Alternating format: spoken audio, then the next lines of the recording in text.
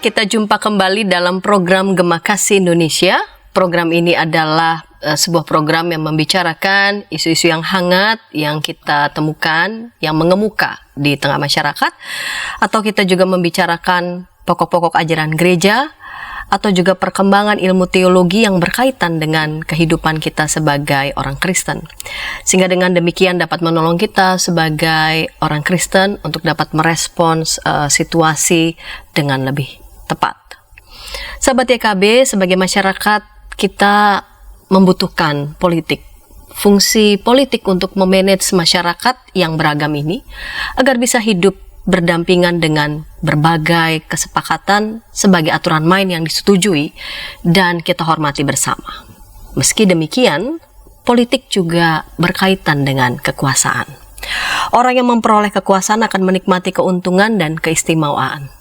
Ini membuat politik menjadi arena yang mana orang saling berebut kekuasaan.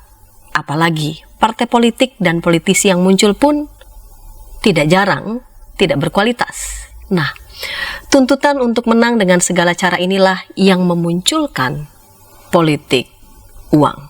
Bersama dengan kita akan membincang tentang topik waspadai politik uang bersama dengan narasumber Pendeta Dr. Albertus Pati. Pak Berti, terima kasih Pak Berti. Lagi-lagi boleh kembali mencerahkan kita ya dengan topik-topik yang hangat ya. Oke, siap. Pak Thank Berti, you sudah diundang. Pak Berti, kita mau memasuki tahun politik dalam rangka event pemilu 2024. Walaupun 2 tahun lagi, tapi Masih lama sebetulnya. tidak bisa kita pungkiri, bahkan sekarang saja sudah mulai, suhunya sudah mulai terus ya, Hot terus memanas. ya. Maka kali ini kita akan membahas tentang politik uang dengan tujuan agar kita semua bersikap waspada terhadap praktek politik uang yang efeknya bisa saja dapat merugikan seluruh elemen ya sebagai bangsa. Oke. Untuk mengawalinya dengan pertanyaan, apa sih yang dimaksud dengan politik uang itu? Politik uang. Ya, politik uang itu adalah politik yang gimana mendapatkan kekuasaan dengan cara membayar ya. Jadi artinya begitu pemilihan misalnya, dia akan membayar para konstituen itu. Nih nanti pilih saya ya, nanti pilih saya ya, pilih saya ya. Lalu kemudian bukan saja bentuknya uang, bisa bentuknya kaos, bisa bentuknya makanan, bisa bentuknya apa, pokoknya nanti pilih saya ya. Ada bentuknya nanti saya bikinin ini, saya bikin janji-janji yang muluk-muluk dan sebagainya. Tapi yang paling jelas adalah soal uang itu, dikasih uang lalu kemudian dia akan dia jadi menang. Atau juga ada juga kemungkinan yang terjadi adalah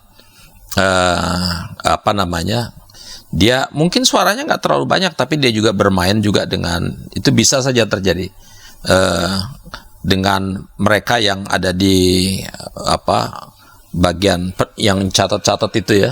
Ya. Yang kalau nggak diawasi, yang dia punya suara cuma 10, ditambahin tiba-tiba jadi 50, markup 100. Belum lagi kalau nanti ada di KPUD misalnya ya, di markup lagi kan gitu ya. Kalau itu ketemu oknumnya nggak beres kan gitu ya. Di KPU bisa juga terjadi begitu. Dimanapun potensi itu ada, dan asal dibayar aja gitu ya. Sehingga sebetulnya yang nama-nama yang muncul itu bisa jadi dia suaranya sedikit, tapi karena bayarannya banyak, suaranya jadi banyak. Menjadi gitu. banyak begitu ya. Itu bisa terjadi kan gitu. Sehingga itu politik uang itu gimana dengan uang you bisa pakai apapun untuk mendapatkan suara. Untuk mendapatkan atau suara. Dukungan. Untuk mendapatkan suara dan dukungan. Iya. Nah, mengapa ya? Atau apa yang menyebabkan para politisi begitu ya? Tak terkecuali juga ya para partai politik gitu menggunakan hal tersebut begitu. Biasanya itu karena memang tadi seperti disampaikan di pembukaan, kebanyakan politisi yang masuk maupun partai politik yang masuk itu kualitasnya memang nggak terlalu bagus, nggak terlalu oke. Mereka tidak cukup terkenal misalnya. Lalu kemudian mereka juga nggak punya program-program yang jelas. Di Indonesia juga nggak ada yang punya program kan gitu ya. Kita udah menunjuk si A, kita bela si B, kita bela C. Coba tanya programnya, nggak ada yang punya program kan gitu ya. Jadi kita cuma suka aja, pokoknya suka. Kenapa suka si A? Kenapa suka B? Kenapa terus mati-matian mau berkelahi lagi? Padahal mereka yang lagi ngomong yang kita bilang suka itu nggak ada programnya apa-apa gitu ya. Itu nggak ada programnya kita belain. Apalagi kalau nggak ada program tapi terus kita dibayar, orang dibayar. Ya sudah, memang dipilih habis-habisan, dibelain habis-habisan karena dibayar kan gitu ya. Jadi memang kebanyakan mereka yang nggak punya program, nggak punya kapasitas, nggak punya kualitas, nggak punya popularitas, elektabilitasnya juga buruk. Gimana mereka akan pakai uang. Ya? Mereka akan pakai uang. Iya, mereka mulai pakai uang sana sini dan sebagainya. Ada yang pakai agama, macam-macam. Ada yang politik agama kan gitu ya, menggunakan agama. Ada yang politik etnisitas gitu ya, ini sesama etnik. Di daerah-daerah tertentu politik marga, ya, ini sesama marga gitu ya. Daerah tertentu juga pakai politik uang gitu ya, dinasti. Iya. Ah, itu macam-macam politik itu kan sebagainya. Tapi uang itu di semua politik apapun segala macam ada duitnya. Pakai uang. Uang Harus number ada one. Uang number one. Yes. Karena begini, kalau yang dibilang politik uang itu tidak sekedar uang number one, tapi itu dikatakan the mother of corruption. Karena begitu orang itu nanti kepilih dengan melalui politik uang, dia kan udah keluarin duit banyak. Iya. Ya kan? Nah, begitu dia terpilih, boleh dong aku kembalikan uang yang sudah aku keluarkan. Nah, dari situ dia jadi mother yang mengakibatkan kalau begitu wajar dong kalau aku sekarang ketika aku dalam posisi tertentu udah kepilih entah jadi mungkin wali kota kayak bupati kayak menjadi gubernur apa presiden dan sebagainya, aku udah keluar bertriliun-triliun, boleh dong kalau begitu sekarang aku pakai untuk mengembalikan uang yang sudah aku keluarkan. Jadi kenapa disebut itu politik uang itu the mother of corruption, karena dari situlah kemudian muncul beranak pinak menjadi berbagai kasus korupsi yang lain. Menurut pandangan Pak Berti begitu ya, yang terjadi di Indonesia ini praktek politik uang ini terus menerus, apakah akan ada harapan gitu? Indonesia itu politik uangnya itu tinggi loh. Yang politik uang tinggi itu di Afrika dan Amerika Latin. Itu tinggi sekali politik uangnya. Di Indonesia ini termasuk tinggi, nomor 3. Nomor 3? Nomor 3, yang nomor 1 Uganda. Nomor 2 Benin. Miskin ya? Ya. Nomor 2 Benin, nomor 3 Indonesia. Nyaris hampir semua pilkada pemilu ada uangnya.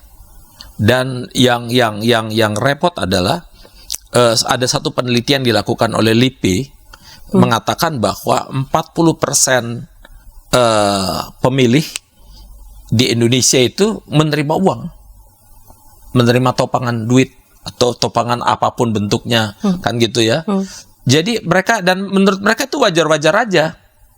Kenapa? Kan aku memilih, kan aku dibayar, kenapa? Apa yang tidak wajar di situ? Kan gitu ya. Jadi 40% itu menerima karena menganggap sesuatu yang wajar. Kenapa? Pernah ditanya lagi, diteliti lagi. Kenapa you nganggap itu sebagai sesuatu yang wajar? Begini, begitu mereka dipilih, aku udah nggak diperhatiin. Jadi dari sekarang gue peras duluan. Gitu kan? Tapi dia nggak tahu. Jadi ini saling memanfaatkan. Betul. Daripada nanti dia kepilih, terus aku udah nggak diperhatiin, lebih baik sekarang aku minta duluan. Jadi bayar di muka, kira-kiranya bor, ya gitu ya. Ini bayar di muka duluan dan sebagainya. Inden ya gitu kan, bayar di muka. Jadi mereka banyak yang waktu ditanya kenapa sih tetap mau minta dan sebagainya, memaksakan itu, karena kalau udah kepilih dia nggak bakal ini. Jadi kalau you datang, misalnya Mbak Santi ini seorang politician yang baik, saya janjikan ini saya nggak punya uang, you jangan takut, nanti kalau saya udah selesai ini saya akan gini-gini, orang nggak percaya. You cuma ngomong-ngomong, habis itu you naik ke atas juga, you nggak akan mikirin gue, ngapain gue ini, mendingan sekarang aja gue nuntut dulu, kasih dulu duit, buktikan dari sekarang. You nggak mau keluarin duit karena yang lain udah keluarin duit, itu aja baik, ini aja baik, kasih duit, ya baik. Kenapa you nggak ini? Ngapain you nggak ngasih gue? You datang dengan idealisme, selesai.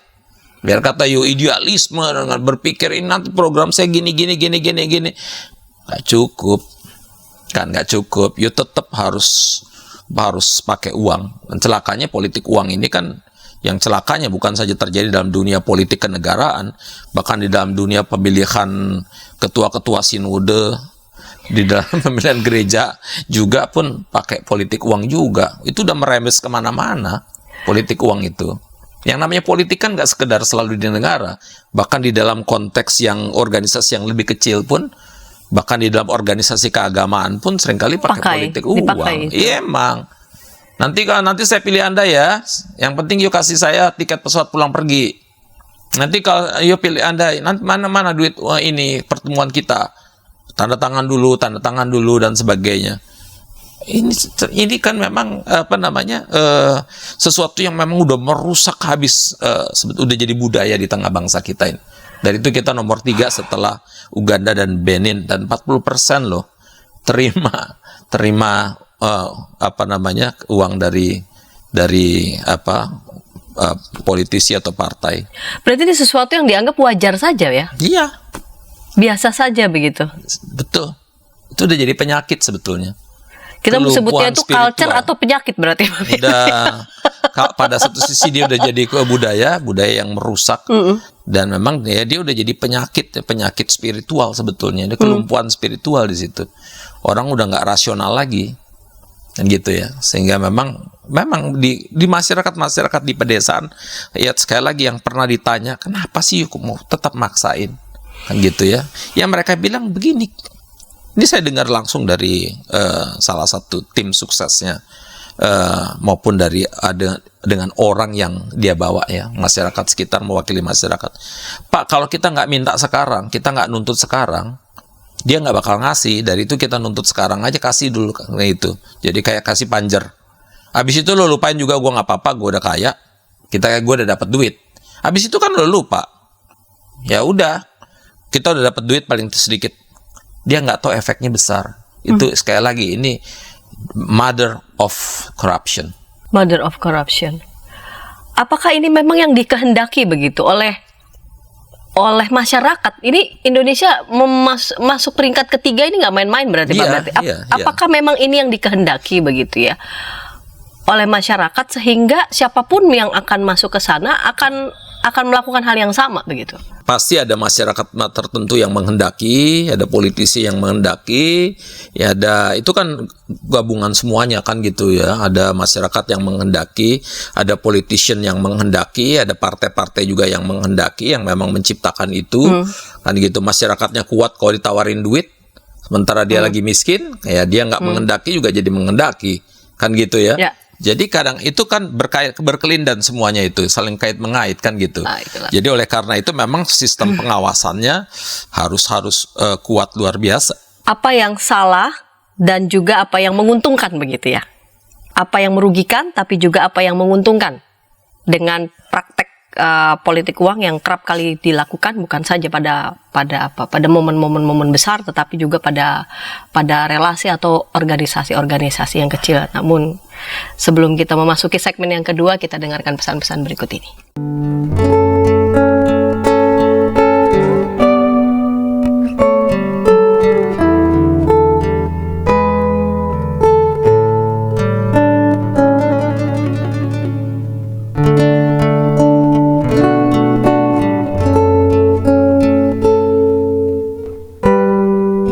Kita jumpa dalam acara pembangunan jemaat kerjasama antara YKB GKI dan LPP. Pembangunan jemaat setiap Senin pada minggu kedua dan keempat pukul 8 malam waktu Indonesia Barat.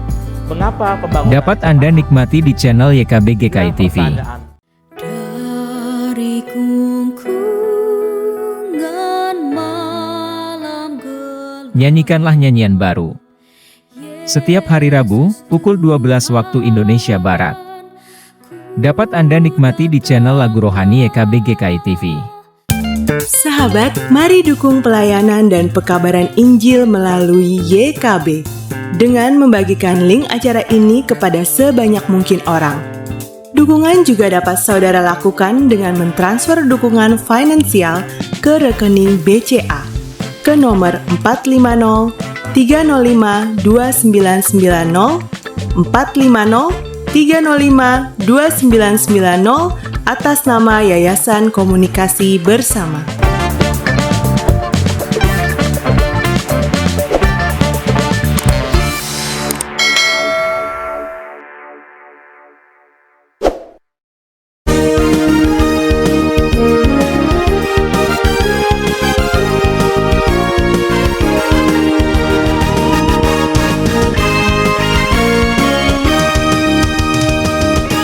Sahabat senang masih bersama dengan kami dalam program Gema Kasih Indonesia. Pada saat ini kita membincang tentang waspadai politik uang bersama dengan Pendeta Dr. Albertus Pati.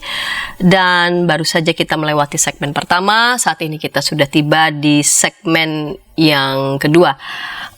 Pak Berti, di segmen yang pertama Pak Berti tadi sudah menyampaikan begitu ya, bahwa masyarakat begitu ya kerap kali begitu meminta begitu dari awal, Anda, you bisa kasih apa ke kami begitu ya. Toh juga nanti kalau you sudah berkuasa, you pasti akan apa? Kalian pasti akan lupa lah. Sebelum kalian lupa ya, ya kasih dulu buktinya sekarang begitu ya. Panjer.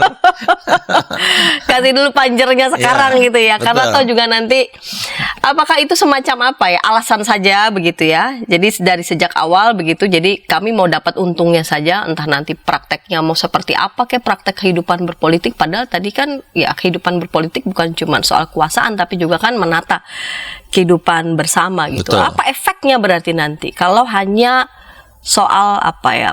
Praktek politik uang dari itu dianggap biasa saja begitu Pak. Iya ya. Jadi memang masyarakat mungkin sudah mengalami banyak kepahitan gitu. Orang berjanji sana sini, setelah itu dia nggak pernah didatengin. Dia udah pilih nggak datengin, dari itu masyarakat lihat, wah ini kalau kayak gini caranya, lebih baik kita minta panjernya duluan lah kan gitu. Lo kasih dulu, buktikan di awal, habis itu you nggak mau lupakan kami juga, memangnya kami pikirin kan gitu. Emang gue pikirin ya, sehingga masyarakat minta lebih dulu. Tapi memang di dalam konteks gitu memang yang masyarakat itu berpikir jangka pendek, dia nggak pikirin jangka panjang. Politisi-politisi atau partai-partai politik yang udah keluarkan duit banyak, lalu ya kalau dia menang ya syukur, kalau yang kalah kan jadi banyak yang gila ya. Yang jadi gila, dan kemudian ada yang pernah dulu ada satu kasus dia janjikan segala macam, bahkan masjid itu dia kasih karpet satu masjid besar. Begitu dia kalah, dia minta semua karpetnya lagi kembalikan ya. Ada hal-hal lucu tuh banyak terjadi. Nah, tapi kalau dia menang, ya ini yang problem. Tadi sekali lagi itu jadi mother of corruption. Oke, aku tadi udah keluarkan 1 triliun misalnya, atau taruhlah kalau dia di bupati 500 juta atau apa 2 miliar aku udah keluarkan 3 miliar. Oke, kalau gitu sekarang aku jadi bupati atau jadi gubernur, aku boleh dong cari duit, kembalikan uangku. Ya udah, dia mulai membuat proyek-proyek yang sebetulnya nggak dibutuhkan masyarakat, markup terjadi kan gitu ya. Proyek ya. Iya, bikin proyek nih pasar, kemudian dijadikan markup ya, padahal yang bikin dia, yang ininya dia yang putuskan, dia yang jalanin, dia yang eksekutor, uangnya mungkin pasarnya sebetulnya butuh dana cuman 1 miliar, tapi anggarannya bisa 7 miliar. Itu baru satu proyek ya. Proyek jalan kan gitu ya, jalan yang kemudian dikit-dikit dulu waktu zaman sebelum Ahok tuh jalan baru diberesin, gali lagi, ada kabel lah, ada ini, digali lagi, ada anggarannya besar tuh.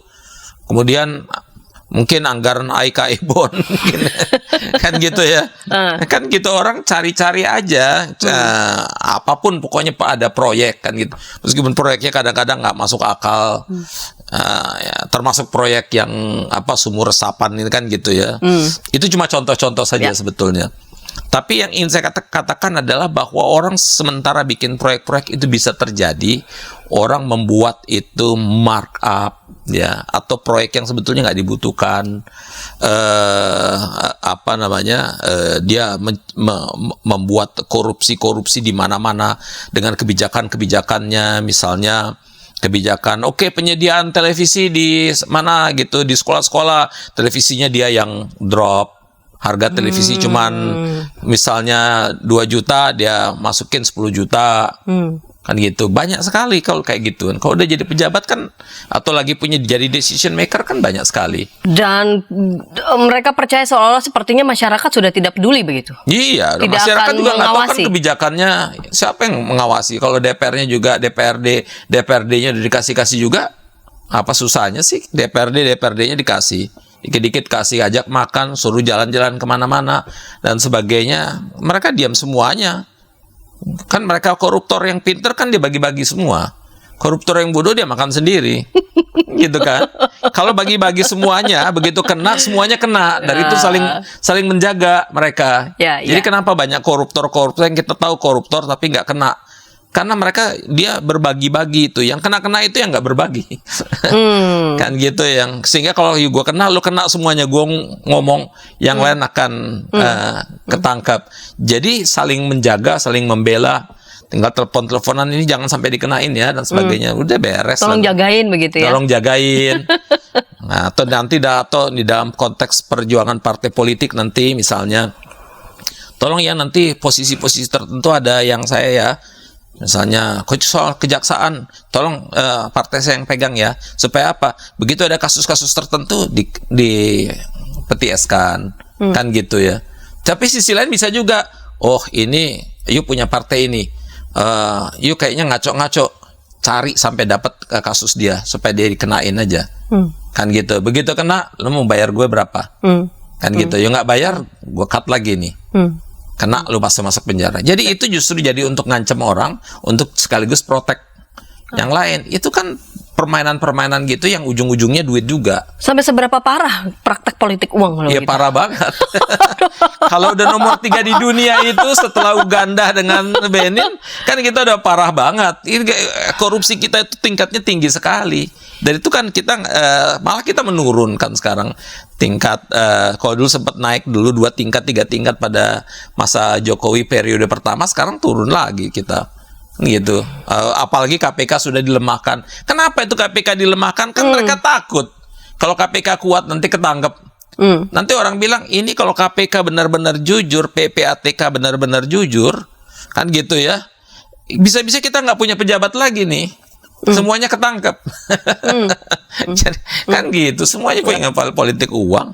Jadi ini bukan saja bicara soal politisi berarti ya, juga ya. Sistem. Tapi sistem masuk ke merambah ke masyarakat ya, betul. termasuk Dan efeknya dalam kan kehidupan ke masyarakat. bergereja.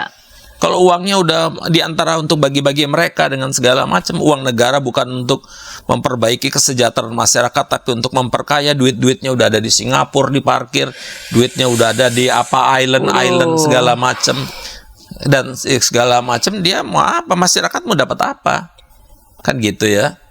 Jadi memang ini udah jadi budaya yang sangat menghancurkan dan merusak kita sendiri sebetulnya. Berarti ini korupsi ini itu memiskinkan betul. Sangat. Karena korupsi itu kan memang dia merusaknya korup ya. Dia merusak yang pertama yang paling merusak koruptornya sendiri kan. Secara spiritual dia udah kacau balau kan. Dia udah nggak mikirin orang lain, yang dipikirin adalah kepentingan diri sendiri. Dan gimana dia membangun sistem yang memang menguntungkan dia. Misalnya, ini satu contoh lah, pada zaman Soeharto, itu dia bisa membuat satu sistem di mana nanti kebijakan di mana cengkeh itu untuk Tommy, Mopnas untuk Tommy dan Bambang, TV untuk si Anu, si ini dan sebagainya. Jadi kalau begitu mau diadili, nggak salah mereka, kan itu kan keputusan presiden. Nggak ada yang salah di situ. Sesuai hukum ya. Iya, hukum itu sesuai, mereka sesuai Regulasi dengan ini. dibikin regulasinya. Regulasinya memihak mereka, gitu loh ya. Sehingga tidak ada yang salah dengan mereka secara hukum. Ya. Tetapi hukumnya memang kalau kita lihat-lihat ini nggak manusiawi betul sebetulnya. Jadi kan yang celaka kalau mereka yang para koruptor ini justru ada di posisi-posisi tertentu, lalu kemudian mereka bermain dengan hukum sehingga bahkan korupsinya pun dijustifikasi secara hukum, nggak bisa diadili mereka dalam konteks begitu. Sesuai hukum. Sesuai hukum. Dia nggak melanggar hukum kan? Apakah you melanggar hukum? No. Ini udah ada keputusannya loh. Keputusannya memang untuk menguntungkan dia, gitu ya, dan menguntungkan pengusaha-pengusaha yang rekanan dia. Kan gitu. Jadi, dan kalau orang-orang ini yang berkuasa di sana, yang dia kasih ke rakyat itu nggak ada nilainya sebetulnya, yang rakyat terima gitu. Sehingga memang yang terjadi adalah efeknya, yang rakyat tidak sadar adalah efeknya. Mereka akan begitu terus, bahkan satu saat mereka akan semakin terpuruk. Sementara mereka nanti misalnya akan ada, dia nggak butuh misalnya padi atau beras, tetapi tetap impor beras. Nggak butuh daging apa gitu, dia tetap impor. Impor aja, dibilang alasannya ini kita butuh impor ini impor itu, padahal dibalik itu nanti yang jadi importirnya si A, si B, si C. Sudah disetting semuanya. Udah semuanya. Jadi kan gitu, ada orang yang masuk penjara karena soal impor daging, impor ini, impor itu dan sebagainya. Kan gitu kan semuanya. Ekspor minyak, ekspor ini, karena mereka yang bermain di antara mereka sendiri juga. Kalau gitu dibandingkan dengan Orde Lama, Orde Baru, era reformasi, apa yang berubah kalau begitu? Enggak ada yang berubah. Jadi kalau dulu yang berubah kira-kira, jadi gini, pemainnya aja yang mungkin berubah ya. Kalau dulu pemainnya lebih banyak sekitar Cendana, maka sekarang pemainnya lebih spread, malah lebih gila. Dari Jakarta sampai di tempat tingkat yang paling bawah, gitu, semuanya korupsi. Jadi korupsinya itu mulai dari tingkat Mahkamah Konstitusi sampai sipir penjara.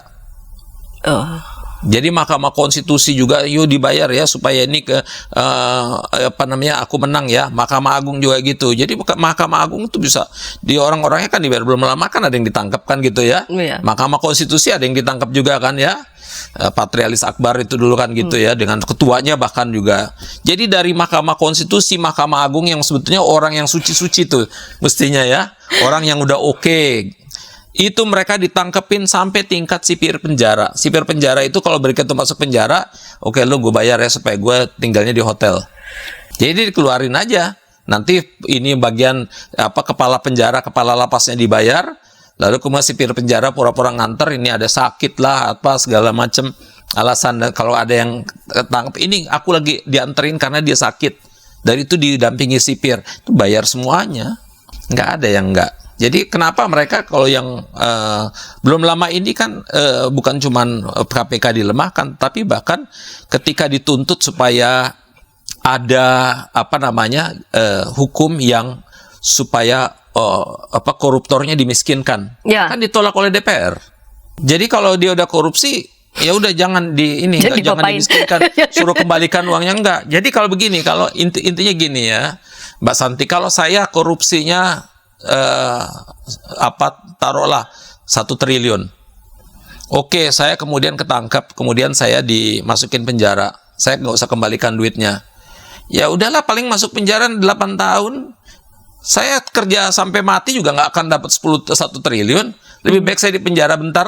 Di penjara juga saya bisa bayar semua dengan uang saya, juga saya bisa jalan-jalan nonton tenis di Thailand, kayak si Gayus dulu nonton di Bali. Kan gitu, bisa jalan-jalan aja. Ada banyak yang begitu sebetulnya, tinggal di hotel-hotel sebetulnya. Mana-mana aja. Karena mereka cuma tinggal dibayar-bayar aja. Uang itu bisa menaklukkan segala sesuatu. Uang itu bisa menaklukkan segala sesuatu. Itu adalah kekuasaan kan? Itu adalah kekuasaan. Iya. Lalu bagaimana nanti gereja menyikapi fenomena politik uang yang juga gereja juga bisa masuk di arena pertarungan tarik-menarik uang itu? Sebelum kita masuk segmen yang ketiga, kita dengarkan dulu pesan-pesan berikut ini. Tanganku dipegang. Injil dalam Melodi. Setiap hari Kamis, pukul 12 waktu Indonesia Barat.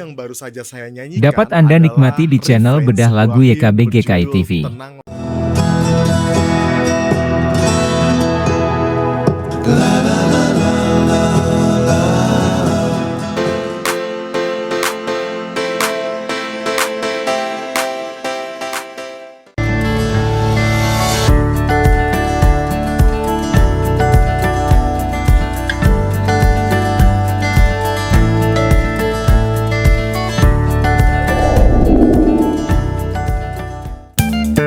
Sahabat, mari dukung pelayanan dan pekabaran Injil melalui YKB dengan membagikan link acara ini kepada sebanyak mungkin orang.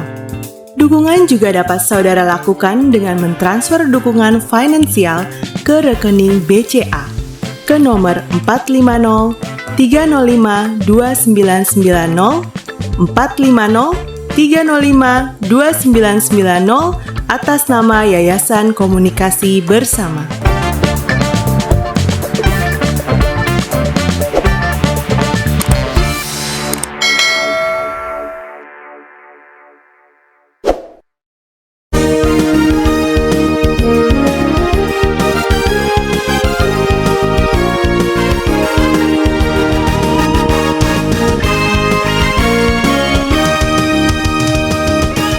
Sahabat, senang masih bersama dengan kami dalam program Gema Kasih Indonesia. Pada episode kali ini kita membincang tentang waspadai politik uang. Saat ini kita sudah tiba di segmen yang ketiga. Dan jika di antara sahabat ingin menyampaikan respons ataupun pertanyaan, boleh menyampaikannya di kolom chat yang sudah kami sediakan. Pendeta Albertus Pati pasti juga dengan senang hati akan meresponnya. Baiklah Pak Berti, kita masuk di segmen yang ketiga nih, ya. Lalu gereja merespon kontestasi menarik politik uang ini ya. Apalagi di era sekarang tuh masalahnya ya semua merasakannya rame-rame, semua merayakannya rame-rame, semua saling melindungi, semua saling menjaga begitu. Termasuk gereja. Ini bagaimana ini? Ini menemui kebuntuan atau bagaimana Pak Berti? Termasuk gereja dan institusi agama juga, kan gitu ya. Karena biasanya ya Mbak Santi, kalau lagi pilkada itu gereja itu juga menikmati politik uang juga. Kan politisi-politisi itu datang ke gereja juga.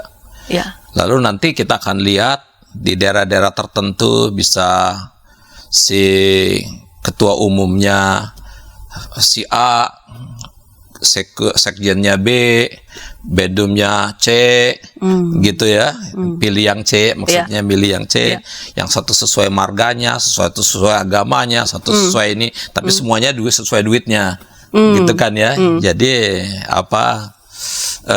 tidak ada freelance kan gitu ya.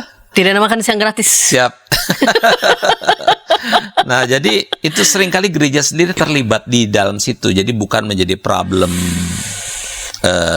solver, justru jadi problem maker juga gerejanya.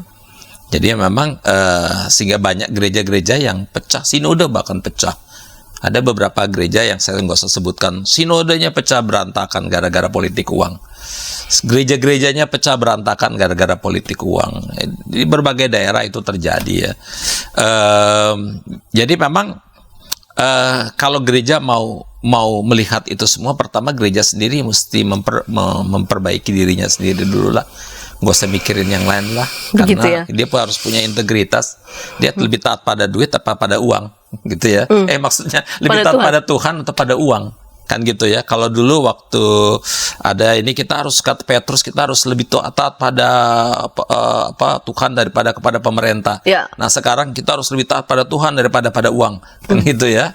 Jadi karena memang uang itu udah kemana-mana, sehingga memang seringkali institusi agama sendiri menjadi impoten gara-gara memang mereka sendiri juga dimasuki oleh praktek-praktek uang dan sebagainya. Beberapa pendeta begitu dikasih duit sedikit aja udah langsung muji-muji politisi-politisi tertentu tanpa melihat backgroundnya, historical life-nya dan sebagainya, kan gitu ya. Nggak melihat latar belakang dia sejarahnya pada masa dulu, kan dia udah muji-muji habis-habisan, bahkan didoain lagi, gitu ya. Saya berkali-kali saya diundang untuk doa gitu, saya bilang saya nggak mau, karena lo kan masa doa nggak mau sih pendeta, doa politik kalian jangan membohongin saya udah urusan kayak gini sudah sering. Itu kalian doa politik. Kalau kalian saya doa, tapi ada wartawan atau yang kemudian lihat saya berdoa di event satu partai tertentu, orang akan, oh Pak Patia di partai itu ya. Kalian enak aja, kan saya punya masa. kan gitu. Saya nggak mau yang lakukan itu, kan gitu. Kalau you datang untuk minta ceramah, ya eventnya ceramah nggak apa-apa. Kalau cuma doanya, saya nggak mau, kan gitu ya. Artinya kan berarti saya ada di situ cuma diminta doa, kan. Nggak ada orang khusus diminta doa kemudian dibayar. Iya. Kan gitu ya. Jadi kecuali dia ikut hadir dalam acara itu khusus, kan gitu ya. Jadi saya bilang gitu. Jadi memang ada yang memang nggak tahan untuk ikut terlibat di situ. Lalu kemudian gereja hanya mendapat fasilitas-fasilitas tertentu dan sebagainya. Lalu sekali lagi kepentingan jangka pendek itu untuk kepentingan gerejanya atau kepentingan dirinya demi duit dan sebagainya, itu seringkali mereka menutup mata untuk kepentingan yang lebih luas. Jadi politik uang itu merasuk bahkan sampai di gereja-gereja ya. Nah, saya bersyukur bahwa saya mendengar ada itu gerakan yang anti lakukan pembinaan terhadap masyarakat supaya mengatakan atau anti terhadap uang. Ya. Ada seingat saya itu ada sekitar 35 desa pada pemilu kemarin itu 35 desa yang mengatakan kami tidak mau dibayar. Ya, itu di daerah Jawa Tengah ya. Kami tidak mau dibayar apapun juga dan sebagainya. Jadi kami akan memilih dengan betul-betul dengan hati nurani kami. Jadi mereka menolak itu. Jadi itu pembinaan yang berhasil. Dan pembinaan-pembinaan seperti itu harus dilakukan karena masyarakat itu harus sadar ketika mereka mendapatkan uang atau efek dari politik uang yang mereka terima itu kecil sekali. Tapi mereka itu nanti efeknya akan menghancurkan mereka karena kebijakan-kebijakan pemerintah yang atau politisi yang menerima duit itu akan justru lebih membuat mereka lebih menderita. Karena mereka akan mengambil keuntungan sebanyak-banyaknya, puluhan, ratusan kali lipat. Bahkan bisa lebih parah dari yang modal pertama dalam tanda petik yang diberikan ya. Kan mother of corruption tadi. Jadi oleh karena itu mereka harus dididik, dilatih supaya memang menolak untuk yang namanya politik uang itu. Dan yang itu pertama. Yang kedua adalah memang gereja-gereja mulai mempersiapkan juga umatnya supaya jangan ikut politik uang. Gerejanya sendiri tidak mempraktikkan, pendetanya sampai sinode juga tidak lakukan itu juga. Jadi jangan hanya karena atau politik apapun, politik marga, politik agama, jangan pernah lakukan itu, kan gitu. Karena dia seorang pendeta atau apalagi pimpinan sinode, kan gitu, atau institusi besar yang tingkatnya nasional, itu di bawah dia itu mungkin punya jemaat yang partai A, yang partai B, yang partai C. Begitu dia mengatakan kita harus ini, itu pecah di bawah. Ya. Mestinya politik jangan memecahkan kita dong, tapi di tengah perpecahan politik kita hadir untuk merekatkan. Jangan terbalik, politik itu malah memecah belah gereja dengan segala macam. Itu balik lagi pada integritas pimpinan-pimpinannya, termasuk pendeta-pendetanya. Jangan baru dijanjiin, baru dikasih duit sedikit aja, bahkan nanti dikasih guru sekolah minggu dikasih duit dan kemudian lalu muji-muji setinggi langit dan sebagainya, nggak lihat-lihat apa namanya yang terjadi dan sebagainya. Jadi oleh karena itu sekali lagi integritas dari para pemimpinnya itu sangat dibutuhkan, dan pembinaan kepada umat itu harus semakin ditingkatkan. Juga terhadap para pemimpin gereja harus ditingkatkan. Lalu juga ikut gerakan-gerakan anti korupsi di desa-desa itu ya, di daerah dimanapun juga ya. Itu kita harus topang itu, sehingga memang semua orang bisa mengatakan no, kami tidak mau korupsi. Jadi kami tidak mau lagi politik uang dan stop politik uang gitu kan gitu ya. Nah itu kan kita akan jauh lebih maju, sehingga yang dipilih itu betul-betul mereka yang punya kualitas. Orang datang dengan program-program, dipaksa untuk you datang programmu apa. Kalau you datang dengan duit kita nggak mau terdengar, you pergi aja sana. Tapi kalau datang dengan nggak, kita nggak punya program tapi kita punya duit, mau nggak, lalu diterima, you akan membuat pada akhirnya ujungnya you akan sendiri akan lebih menderita. Jadi apa yang harus mulai dilakukan ini oleh gereja, katakanlah di salah satu jemaat begitu ya, atau gereja tertentu begitu, katakanlah ada jemaat-jemaatnya kadar-kadar tertentu begitu di partai-partai, lalu kemudian gimana nih menyikapi dialektikanya begitu ya di antara sesama warga gereja yang terdiri dari macam-macam kader partai dan mereka katakanlah sama-sama ingin maju begitu.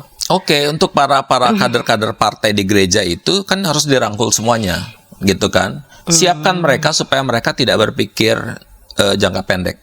ya toh. Tidak lakukan politik uang, politik agama juga tidak lakukan, untuk politik etnik mereka tidak lakukan, dan tolong mereka supaya mereka punya kapasitas yang baik. Dan tolong mereka supaya mereka juga sebagai politisi yang betul-betul berakar pada masyarakat dan jadi berkat untuk masyarakat. Itu harus disiapin semuanya dari sekarang. Mereka betul-betul, jadi gereja itu betul-betul mempersiapkan mereka supaya mereka punya punya integritas yang luar biasa, tahu betul di mana mereka melayani dan tahu betul apa yang hendak Kalau mereka ingin bicara, lakukan. kami ingin bicara begitu di. Gak apa-apa, silakan. Terbuka. Tapi semuanya kan. Semuanya dari berbagai partai politik kan diundang. Silakan, you mau bicara apa saja nanti kita doain semuanya kok. Saya kalau begitu dibilang, Pak Pati saya mau ketemu, saya mau supaya ini ada beberapa partai politik, orang-orang politisi